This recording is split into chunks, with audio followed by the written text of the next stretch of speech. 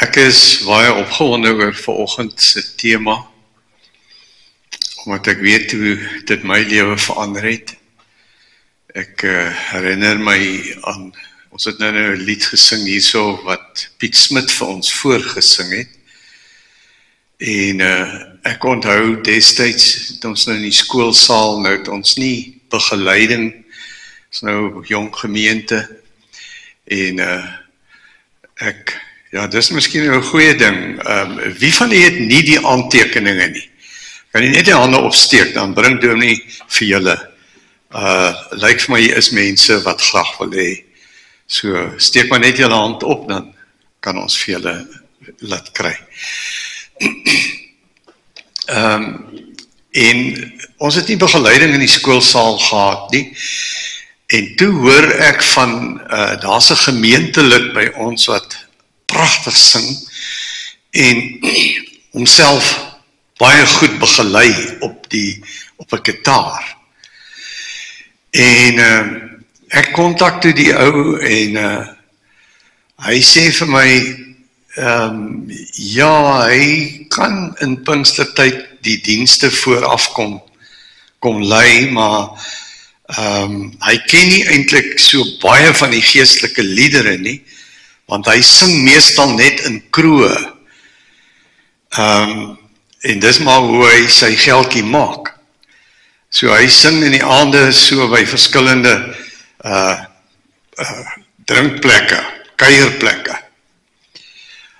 Hy sê, maar ek kan nou nie musiek lees nie, ek ken nie note nie, maar ek kan, as jy ons my die woorde gee, sal ek die liedere vir julle kan sing.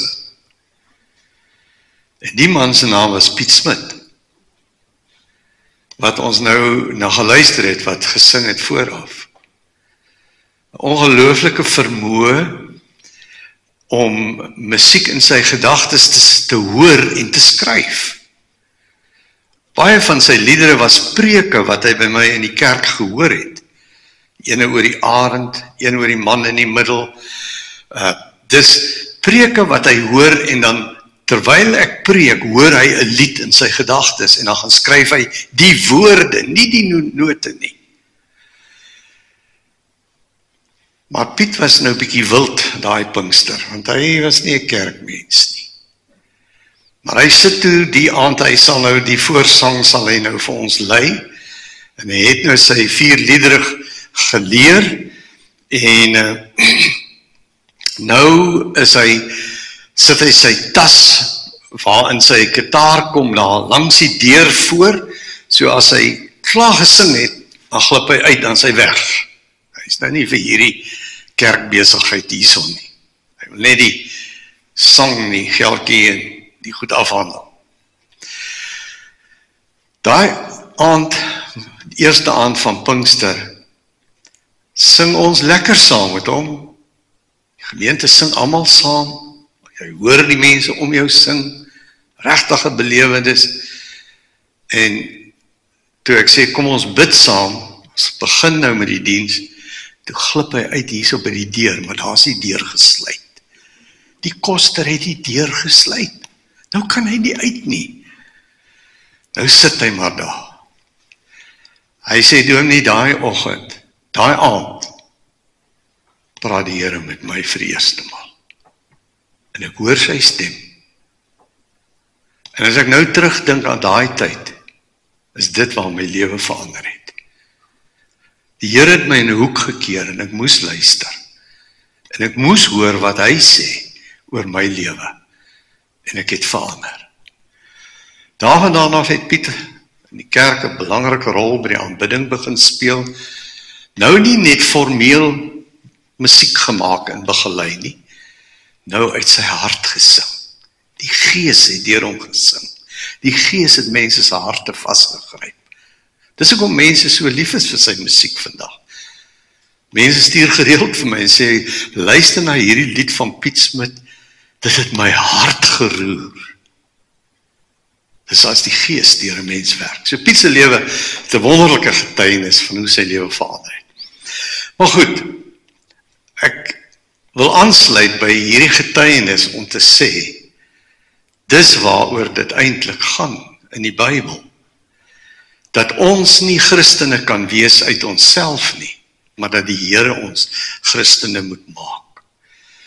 En daarom kom hy deur wedergeboorte, kom woon hy in ons hart en ons gee aan hom oor en hy vat my lewe oor.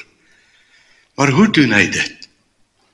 Hy doen dit deur sy Gees, deur die derde persoon van die drie eenheid. God kom woon in my hart. God Heilige Gees kom vat die beheer. Nou is dit nie meer ek wat lewe nie, nou sit hy wat in en deur my lewe. En ek wil baie graag dat ons hierdie 4 sessies, en ek hoop jy mis nou een van hulle, want ons is nou min. Maar Jesus het vir 12 van hulle aan die brand gesteek met die Heilige Gees. En hy het die wêreld verander. So koppies kan nog verander. So ek vertrou dat die Here regtig jou 'n oop hart sal gee, 'n ontvanklikheid sal gee, en dat hy vir jou deur sy Gees sal help om te verstaan dat hy die beheer van jou lewe wil oorneem. En hoe gaan jou lewe dan verander? So kom ons vra vir hom, gee vir hom die reg. Vra vir hom, Here kom vat net vanmôre oor, hierdie dag. Vanmôre wil ek net praat eers oor, so inleidend oor die Heilige Gees. Dan wil ek by die tweede sessie wil ek praat oor, is alle Christene vervul met die Heilige Gees?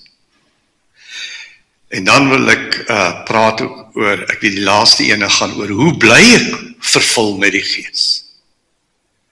So, ja, ek wil vertrou dat hierdie boodskap reeks jou lewe gaan verander.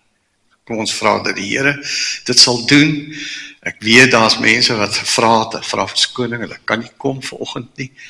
Maar ek is so bly dat ek die inhoud van hierdie boodskap in daardie boek daar agter oor die Heilige Gees dat alles daarin geskryf is. So as mense dit misloop, kyk dat hulle die boek kry en dit deurlees. Kom ons bid. Here Jesus, ons dankie vir hierdie oggend van stilte en vrede hier in die kerk.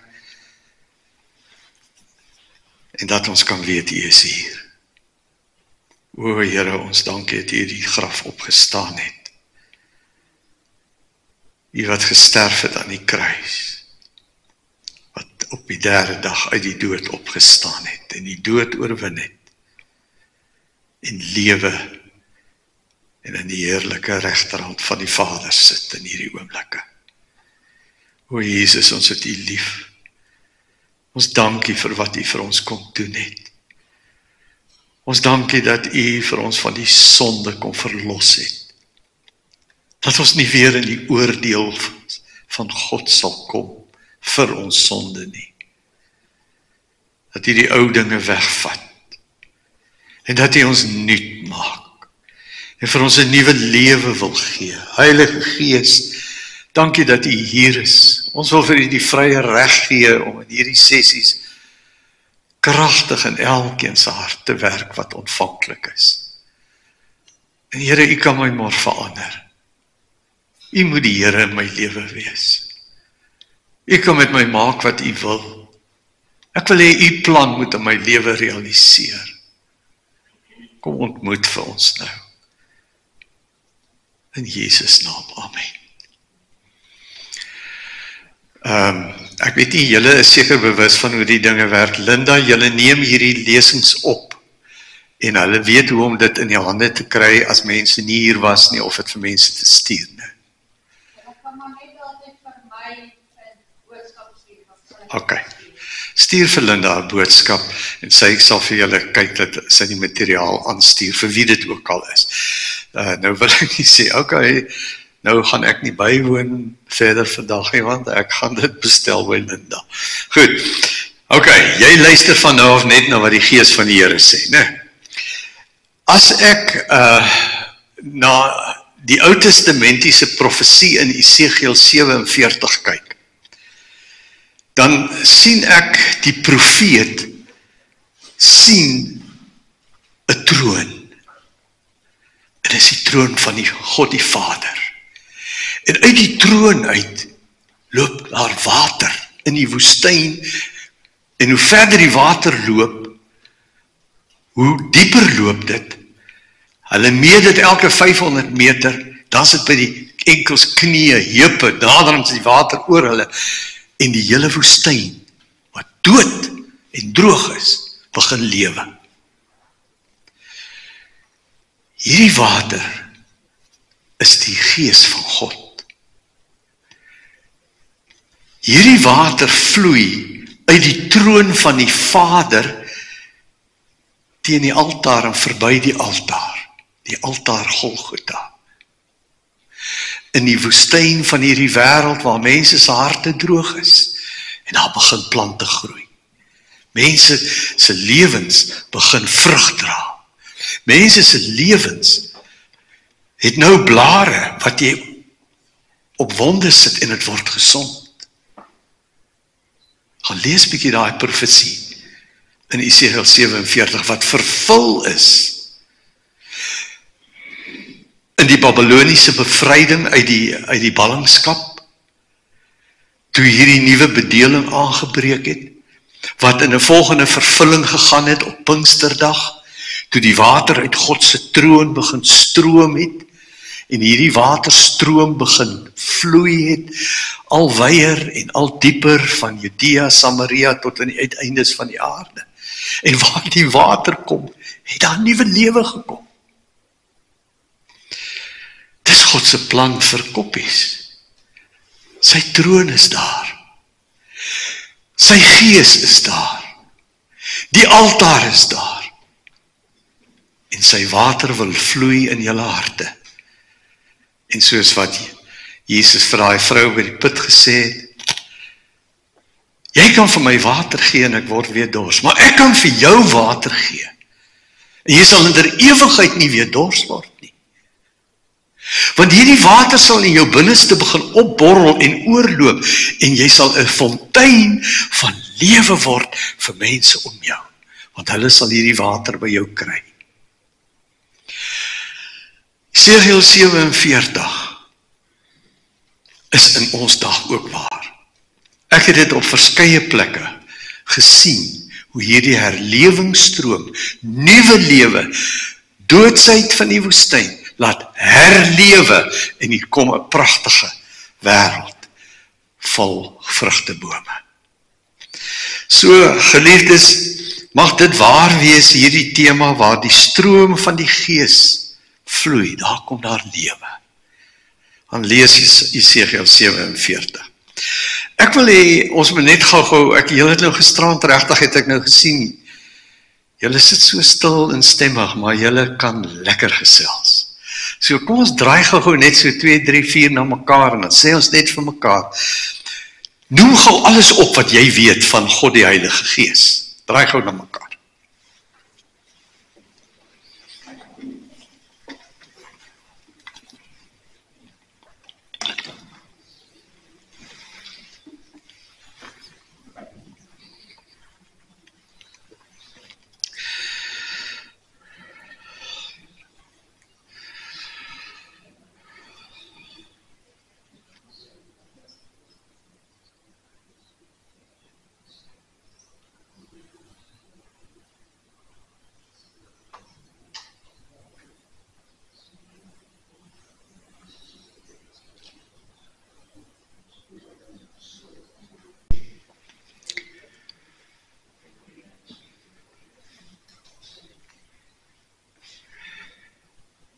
Ek wil graag by hierdie eerste en die tweede lesing 'n bietjie stil staan by presies wat sê die Bybel alles oor God die Heilige Gees.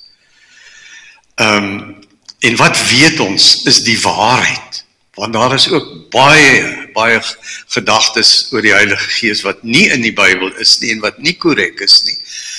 En ons weet dat die gees van die dwaalinge en van die dwaalleraars sal ons wil verwar en keer dat ons die waarheid en die volle waarheid van God leer ken en verstaan en in ons lewens laat realiseer. Nou, ek het gisterand het ek verduidelik net, waar het ek dink die gemeente begin groei en verander. En dit was in 1988, toe die gemeente Morletta Park besluit het, om vir die Heilige Gees te erken as God, en vir hom te gehoorsaam, en vir hom ruimte te maak, en te doen wat hy sê in elke besluit om te raadpleeg. Nou, op daai stadium het die kerkraad net besef, wat weet hulle van die Heilige Gees? Hulle het van die Heilige Gees nooit 'n kursus gehoor nie, bygewoon nie, nooit 'n boek gelees oor die Heilige Gees nie. Hulle het wel in die kerk gehoor, dat as daar gedoop word, daar in die naam van die Vader, die Seun en die Heilige Gees gedoop word.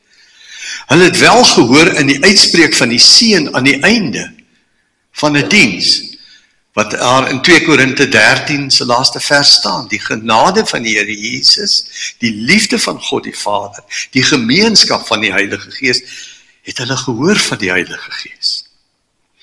Nou, besef ek net ook in my eie lewe, het ek op 'n stadium besef, ek ken die Vader en ek ken die Seun, maar die Heilige Gees het ek op 'n afstand. Dis vir my iets vaag. Ek hoor dit is in die kerk, dis iets in die Bybel, maar dis lyk my 'n krag wat 'n mens kom bekragtig, of 'n invloed wat jou kom versterk of bemoedig. Ek het nie verstaan, dis die derde persoon, soos wat Jesus 'n goddelike persoon is, die Vader 'n goddelike persoon is Jesus, is die Heilige Gees 'n goddelike persoon. Ek het dit nie verstaan nie. En daarom het ek besef, ek aanbid eintlik 'n twee-eenheid. Dis nie die God van die Bybel nie. Dis eintlik 'n dwaaling. En daarom is daar nie vrug in my bediening nie. Daarom is daar nie die kragtige werking van God in die gemeente nie. Want ek ken die Vader, ek is sy kind. Hy het my wedergebore.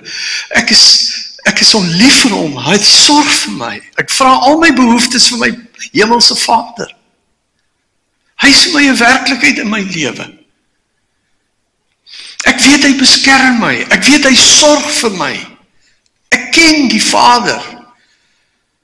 Ek ken ook vir Jesus, want ek het na hom toe gekom en dankie gesê vir die kruis, vir die vergifnis. Ek het met hom gepraat telkens in my gebede en gevra om met my sondes vergewe.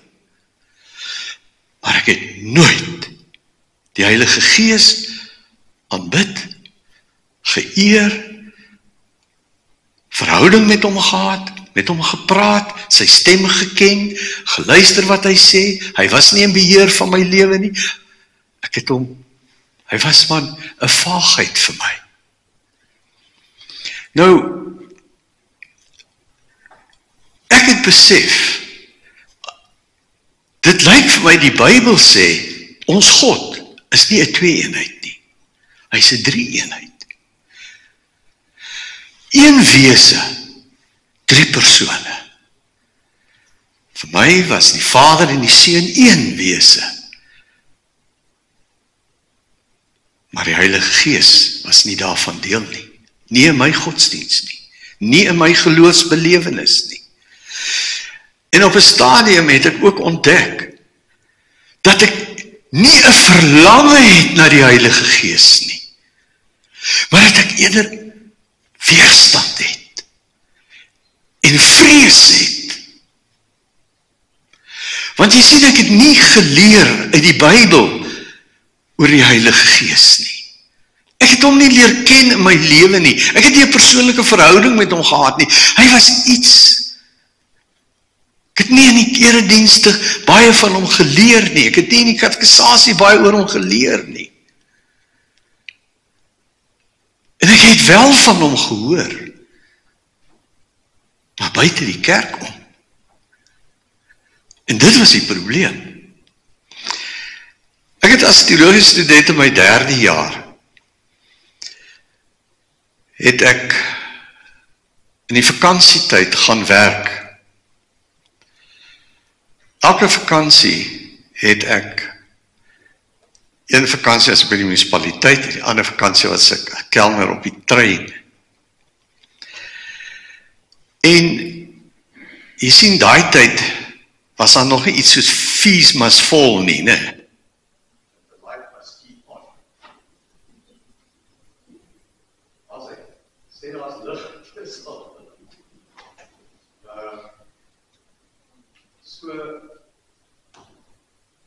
Ek moes werk vir my studiegeld. Ek iets doen om my kragte in die af te kry vir my plan. Is ek reg, moet ek net aangaan, ok. So, met ander woorde, wat ek wil sê, ek het gaan werk in vakansies om geld vir my studies te kry. In die een vakansie by die munisipaliteit het ek 'n supervisor gehad. Ek het by die rekeningafdeling gewerk en geliaseer. Dit was sulke boring, dooie, ongeïnspireerde werk. Routine oor en oor dieselfde. Maar in die middag, toe is my supervisor saam met my, hy kom sit toe by my waar ek my toebroodjies daar buitekant gaan sit en eet. En hy vra vir my, wat studeer ek? Hy hoor ek's 'n student. Ek is net tydelik hierso. Ja, sê ek vir hom, ek studeer teologie. Joh, maar hy ou raak opgewonde. Hy sê, ken jy die Heilige Gees? Ek sê, weet ek nou nie hoe, wat moet ek nou antwoord? Ek sê, ja, ek ken die Heilige Gees. Hy sê, ek sê man, ek weet nie te veel van hom nie. Hy sê, jy moet na ons tentdienste toe kom. Op 'n Vrydag aand hou ons, hier deurnag omtrent, hou ons 'n Heilige Gees diens. Ek sê, wat doen julle? Nee, ons vang Gees. Ek sê, hoe vang 'n mens die Gees? Hy sê, jy moet kom kyk. Is daar in die tent, kom ons saam en ons worship, en dan begin ons roep vir die Gees. En ons begin pleit, en ons begin op ons knieë, en op die vloer, en ons skree, en ons roep, tot die Gees ons kom vat. Ek sê, hoe weet jy as die Gees jou kom vat het? Nee, jy sal sommer sien, die ou sal opspring en op die stoel staan, en skree en praat, en aangaan. Nou, hy het gedink, hy het my nou opgewonde gekry om Vrydag aand saam te gaan. Hy het my bang gemaak. Ek wil niks van hy Vrydag aand weet nie. Ek het elke week het ek Vrydag aand 'n ding aan die gang. Ek kan ongelukkig nie. Toe ek op die trein gewerk het, toe is daar die chef, vind ook uit, ek is godsdienstig, ek is 'n tokkelok, ek studeer vir 'n predikant. Hy kom praat met my, vra dieselfde vraag. Het jy die Heilige Gees gesien? Ek sê, nee, ek dink nie mens kan die Heilige Gees sien nie. Hy sê, ons het hom gesien, ek het 'n foto van hom. Ons het daar in ons tent by mekaar gekom, en kyk het hierdie foto, en hy wys vir my. Ja, nou, maar dit voel vir my, hierdie is bietjie weird. En ek is bang vir hierdie snaakse geeste goed. So dis wat ek toe geleer het en gehoor het oor die Heilige Gees. Nou kan jy dink hoeveel weerstand ek in my hart het, en dat ek nie 'n verlange het nie. En dat ons so maklik allerlei snaakse ervarings en goed hoor oor die Heilige Gees, dat ons half bang is vir die Gees. Vandag weet ek het die Vader so lief. Hy is my God en Vader. Ek het Jesus lief, ek het sy liefde ontdek. Ek het nou weet ek ook, ek het die Heilige Gees lief. Want die Gees van God is soos Jesus. So lief soos ek vir Jesus het ek die Heilige Gees. Want dis Jesus in my. Ek gaan hemel toe, het hy gesê. Maar ek kom terug en het is beter dat ek weggaan, want dan gaan ek in jou kom woon en ek gaan altyd by jou wees. En ek besef dat die Gees van God is hierdie liefdevolle God, Vader, Seun en Heilige Gees. En ek wil nie sonder hom nie. En ek kan nie sonder hom nie. En ek het 'n verhouding nou met hom. En hy lei my, en hy waarsku my, en hy praat met my. En hy bekragtig my, en hy help my as ek moet praat met jou. En hy werk in mense se harte, en hulle kom tot bekering, en ek weet dis nie ek nie. Geliefdes, die teks wat ek wel baie gehoor het in die NG Kerk, was hierdie ene, 1 Korinte 14:40. Alles moet, nou kyk die voorgaande, hele 1 Korinte 12, 13, 14, gaan ons oor die gawes van die Heilige Gees. Ek het dit nie geken nie, ek het nooit oor preek nie. Ek het wel gehoor, pas op vir die gawes van die Gees. Pas op vir die Gees. Ek het waarskuwings gehoor, wat jou snaaks maak, wat jy eintlik, jy moet pas op vir hierdie snaakse goed. En aan die einde, as Paulus almal aanmoedig in die gemeente, om te sê, julle moet onder die Gees se beheer lewe, en julle moet sy gawes toelaat om deur julle te werk, julle moet onder die Gees se leiding, hierdie wonderlike dinge doen. Hy moet deur julle werk met sy verskillende gawes. En dan sluit hy af. Alles moet egter gepas en ordelik geskied.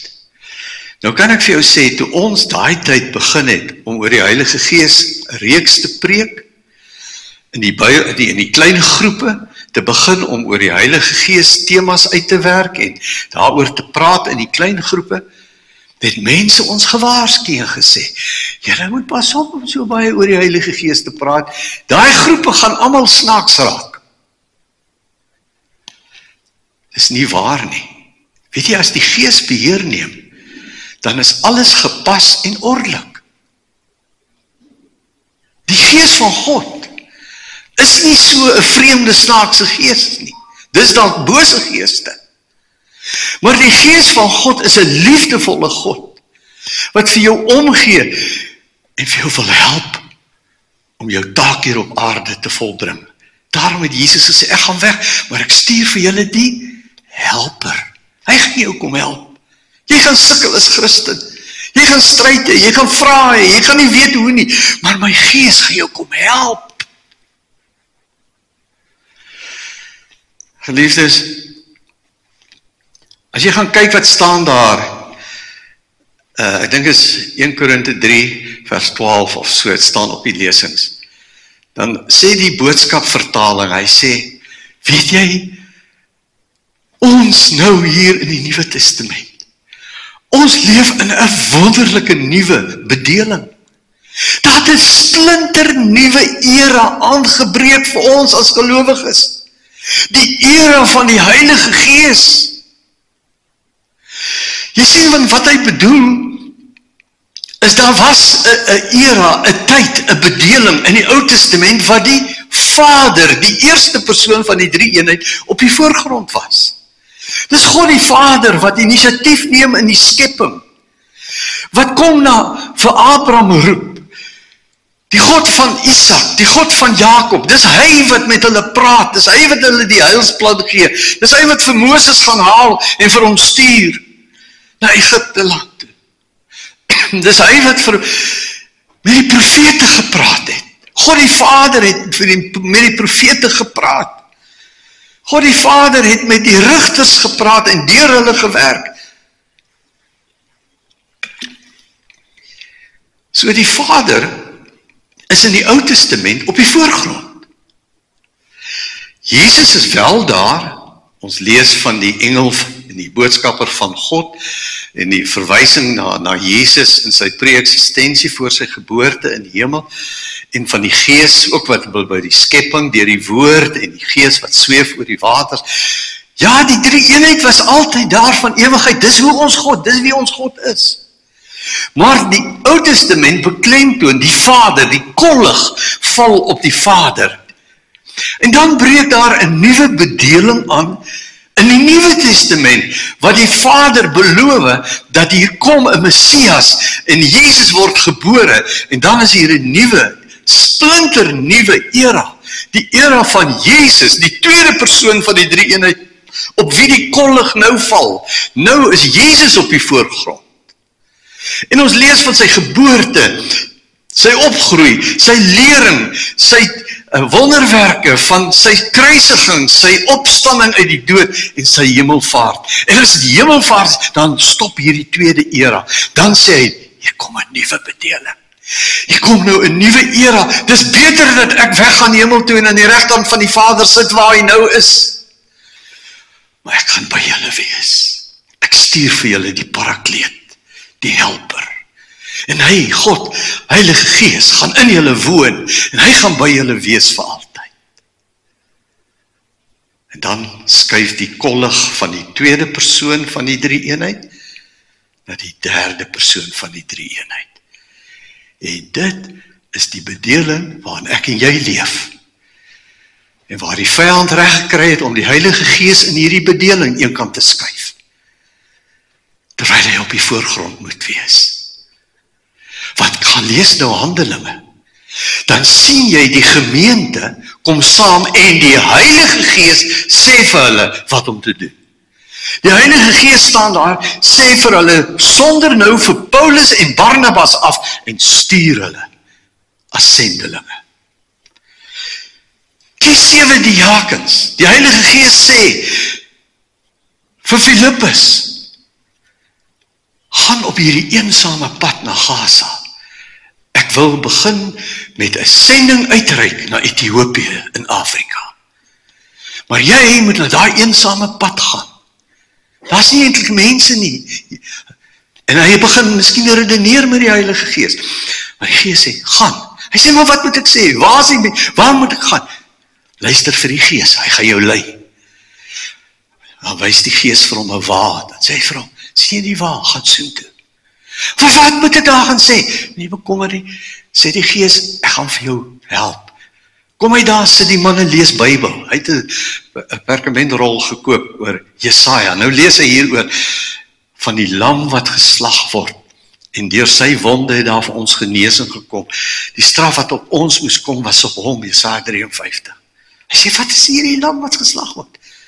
En dan lei Filippus hom na die Here. Maar wie is op die voorgrond? Nie die Vader of die Seun nie, die Heilige Gees. Die Heilige Gees stuur vir Paulus na plekke toe. En dan staan Paulus sê, ek wou na Bethanië toe gaan, maar God het my die Heilige Gees het my gekeer. God, Heilige Gees het my gekeer. En toe het die Heilige Gees vir ons kom lei om na Macedonië toe te gaan. Kan jy sien in die voorgrond, wie is dit wat leer, wat lei, wat sê en wat hulle moet doen? Dis nou die Heilige Gees. Daarom het mense ook gesê, dit moet nie wees die Handelinge van die Apostels, die 5de boek in die Nuwe Testament. Dit moet eintlik wees die Handelinge van God, die Heilige Gees. Want dis waaroor die hele Handelinge gaan. Oor hoe die Gees gelei het, hoe die Gees deur hulle gepraat het, hoe die Gees vir Petrus en vir Paulus gelei het, hoe hulle oë oopgegaan het vir goed, hoe hulle antwoorde gekry het, hoe hulle besluite geneem het, hoe dat hulle mense gewaarsku het, hoe hulle wonderwerke gedoen het, hoe die Gees deur hulle genesings gedoen het, hoe die Gees deur hulle wysheid en insig gegee het om situasies te hanteer. En ons leef in die bedeling, tot by die wederkoms, is dit die bedeling van God, die Heilige Gees, en ons sit hier en ons weet min van die Heilige Gees, en ons het nie 'n verhouding met hom nie. Wat het die vyand nie reg gekry, om die kerk te keer en dood te maak, dat hy nie effektief is, in sy bediening en in sy roeping nie. Want ons kan nie getuig, met krag en effek, uit onsself nie. Ons kan praat oor die Here, maar is die Gees van God, wat iemand se hart verander. Geliefdes, daarom bedeling van die Ou Testament, die Nuwe Testament, en toe die uitstorting van die Heilige Gees. Die bedeling waarin ek en jy leef, en waar die Heilige Gees op die voorgrond is, en waar hy in jou geestelike lewe so intens naby jou wil wees, so intens betrokke wil wees, dat hy elke oggend saam met jou wil begin en vir jou wil lei, wat jy nou moet sê, waar jy nou moet gaan, wat jy moet doen, hoe jy hierdie krisis moet oplos, hoe jy hierdie situasie moet hanteer. Die Gees wil jou help. Hy wil jou lewe beheer. Nou, Wat sê die Bybel? As ek vir jou nou gewaarsku het en gesê, pas op vir mense se verskillende sieninge en idees oor die Heilige Gees. Gaan kyk wat sê die Bybel. Dit was my stryd. Dis waar ek my skripsie oor gedoen het. Dis waarom ek daai boek geskryf het. Ek wil weet wat sê die Bybel, want dit is die waarheid. Nou as jy na die Bybel toe gaan, dan sê jy sien, ons kan nie vir God beskryf nie. Hy is te groot, hy is almagtig, hy is alwetend, hy is alomteenwoordig. Maar ons lees dat hy een is. Dat die Vader, die Seun en die Heilige Gees een is. Hy is een wese.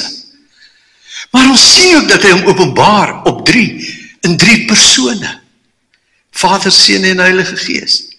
Nou ek kan nie dit vir jou verduidelik nie, maar as jy nou 'n bietjie iets weet van, byvoorbeeld die chemiese formule vir water is H2O, 2 waterstofatome en 1 suurstofatoom. Dis die water se chemiese formule. Nou,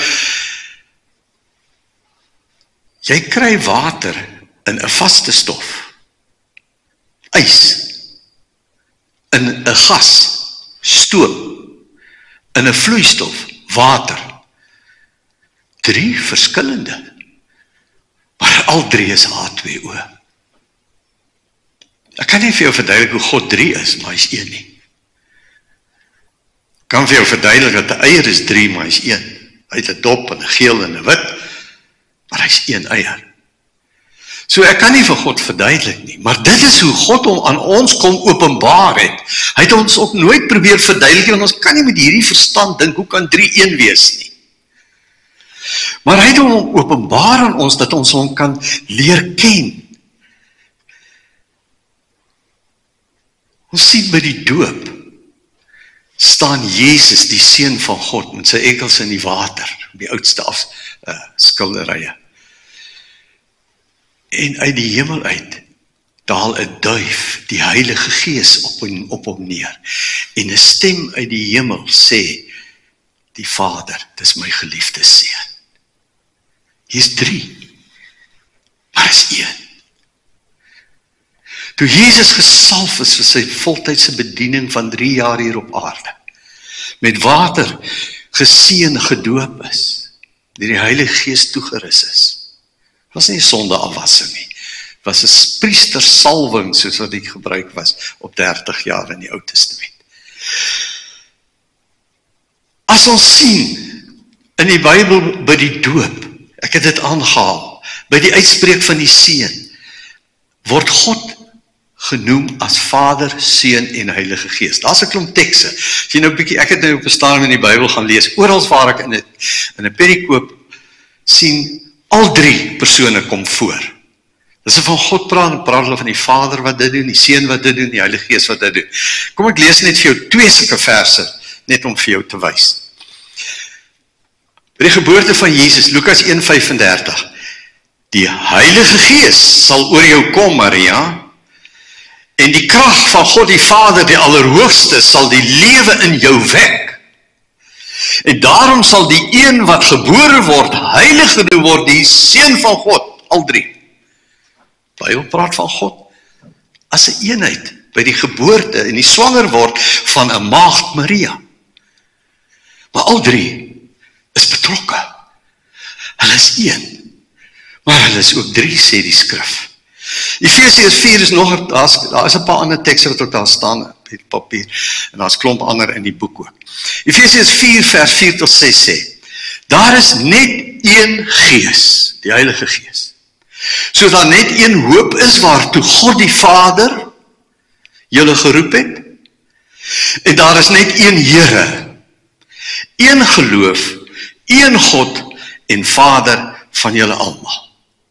Kan jy sien, daar's 1 Gees. God het julle geroep. Daar's 1 Here, Jesus Christus. 1 geloof, 1 God en Vader. So, ek sê, ek gaan nie vir jou probeer om God te verduidelik nie. Ek gaan net vir jou sê, dis hoe ons hom leer ken in die skrif. Dis hoe hy hom openbaar. So die Vader en die Seun en die Heilige Gees is gelyk.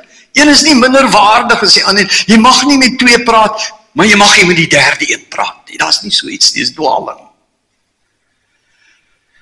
Geliefdes, Baie mense dink ook dat die Heilige Gees is net 'n krag. Dis 'n invloed. Dis 'n persoon, 'n goddelike persoon, soos Jesus 'n goddelike persoon is, soos die Vader 'n goddelike persoon is die Heilige Gees ook 'n goddelike persoon. En daarom, as jy gaan kyk na die woord vir gees, word in Grieks is pneuma. En as jy praat van die gees, was wonderlik by die sportbyeenkoms, dan sê jy, dit was wonderlik. Jy vertaal dit onsydig met dit. As jy praat van die gees, dan is dit dit. Pneuma is onsydig. Maar die oomblik wanneer daar van die Heilige Gees gepraat word, dan is dit hy. Die Heilige Gees sal kom en dit sal julle bekragtig. Nee, die Heilige Gees sal kom en hy sal julle bekragtig. Hy sal julle leer oor die waarheid. Hy sal aan julle die waarheid in die skrif kom openbaar. Hy sal die skrif vir julle uitlei. Die Heilige Gees sal kom en hy sal julle toerus met die gawes van die Gees. Hy sal die gawes uitdeel, soos wat dit nodig is in elke situasie. Die Heilige Gees sal kom. En jy moet hom nie bedroef nie. Moenie sonde toelaat in jou lewe en so die Heilige Gees bedroef nie. Hy's 'n persoon. Jy kan hom hartseer maak. Jy kan hom wegstoot. Jy kan hom weerstaan. Nou sê hy, as hy sê Jesus is 'n persoon, Vader is 'n persoon, dan sê die Bybel die Heilige Gees is 'n persoon. Wat beteken dit? Dit beteken, jy kan met hom 'n persoonlike verhouding hê. Jy kan met hom praat. Jy kan hom vra om in en deur jou te werk. Jy kan so met hom saam lewe. Dis God se bedoeling. As jy gaan kyk na die eienskappe wat aan die Heilige Gees toegedig word, dan sê jy sien, dis als persoonseienskappe. Ja, jy kan hom bedroef as jy sonde doen. Hy's 'n persoon wat hartseer kan word, as ek dit so kan menslikerwys verduidelik. Hy kan jou keer om nie na Bethanië toe te gaan nie. Hy kan vir jou stuur na Gaza toe. Hy kan vir jou help as jy nie weet wat om te sê, as jy nie weet om hierdie probleem op te los nie. Hy kan vir jou 'n gawe van 'n woord van wysheid of 'n woord van kennis gee. Jy weet nie wat in hierdie situasie aangaan. Hy kan vir jou onderskeiding kom gee, dat jy weet waar is die duiwel en waar is die Here. Hy kan vir jou kom help. Hy kan die gawe van genesing gee. Hy kan deur jou werk en wonderwerke doen deur jou. Die Heilige Gees kan vir jou 'n woord kom. Ek praat met iemand en ek weet nie wat om vir hom te sê nie. En die Gees kom gee vir my insig. En hy gee vir my 'n woord. 'n Profetiese woord is 'n woord wat uit God se hart kom, nie 'n voorspelling nie.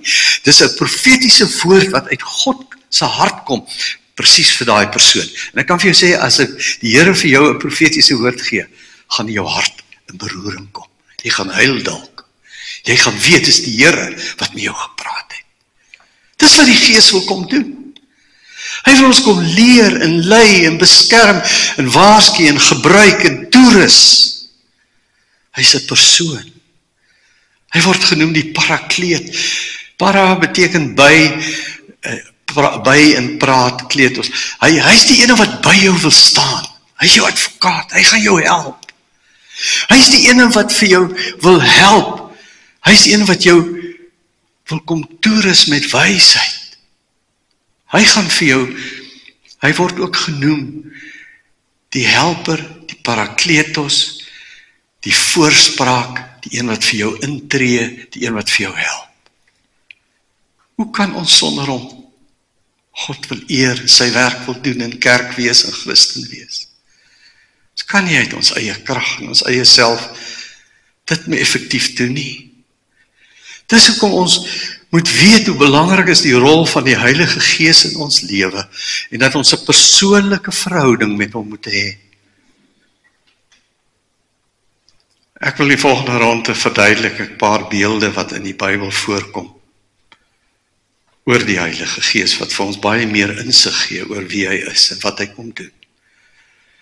Maar kom ek bid vir ons, ek sien is tyd en gaan drink ons gou tee en ons gou weer terug, ons nou net 'n halfuur breek. Here Jesus, ons dankie dat u, toe u weggegaan het, ons nie alleen gelos het nie, maar dat u gesê, dis beter.